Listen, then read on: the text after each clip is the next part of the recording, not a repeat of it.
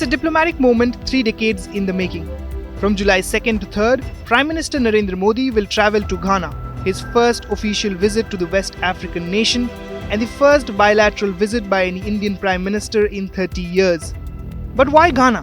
What makes this small coastal country such a big deal for India? India and Ghana share a long-standing relationship even before Ghana's independence in 1957. India supported Ghana's freedom struggle at the United Nations and opened its diplomatic office in Accra as early as 1953. Since then, the partnership has matured into a robust equation of trade, development and strategic collaboration, and now it's ready for a major upgrade. During the visit, there will be few focus items. Will be agriculture, where the Ghanaian leader, the president, is keen to engage with India. He is also keen on the vaccine development, creating a vaccine hub in Ghana for not just Ghana but also the West Africa context. Defense cooperation will become an important item on the agenda, and the critical minerals and the digital public infrastructure. Few MOUs, Memorandum of Understandings, are likely to be concluded, but we still do not have clarity as to which of those, but our understanding is that negotiations are still ongoing in Ghana with our team. Today, Ghana is more than just a friend. It's a strategic partner, and here's why. Economically, Ghana is one of India's biggest trading partners in West Africa, with trade hovering around $3 billion. India imports large volumes of gold, which makes up over 70% of its imports from Ghana.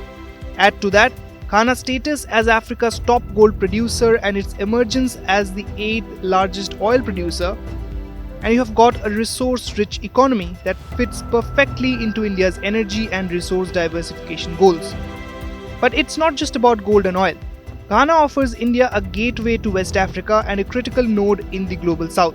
Energy remains the greatest binding constraint to Africa's development.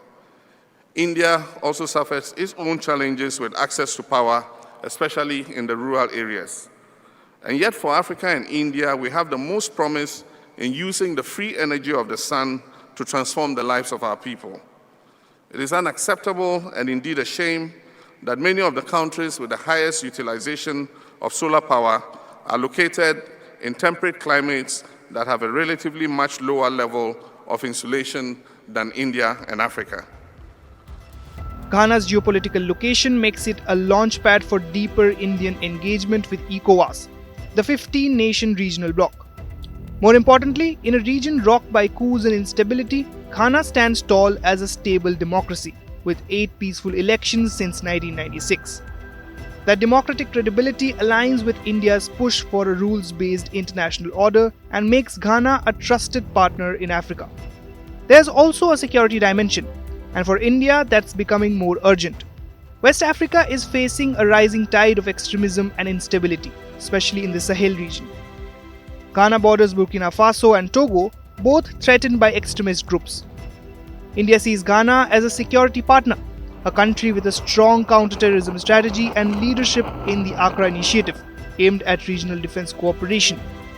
This opens doors for India's defense exports, training programs, and security diplomacy in Africa. On the development front, India is already a big player. India has extended around $450 million in lines of credit and grants to Ghana, funding everything from infrastructure to skills training. Now, both sides are eyeing a new frontier: vaccine manufacturing. India wants to co-develop a vaccine hub in Ghana for all of West Africa, leveraging its pharma strength to boost healthcare access across the continent. And let's not forget tech. Ghana wants to go digital, and India has the playbook. From e-governance to financial inclusion, India's digital infrastructure models like Aadhaar and UPI could help Ghana leapfrog into the digital era.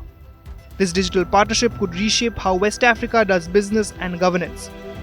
From trade and tech to security and development, Ghana is no longer just a partner, it's a strategic ally. As PM Modi lands in Accra, India's message is clear: Africa matters and Ghana leads the way.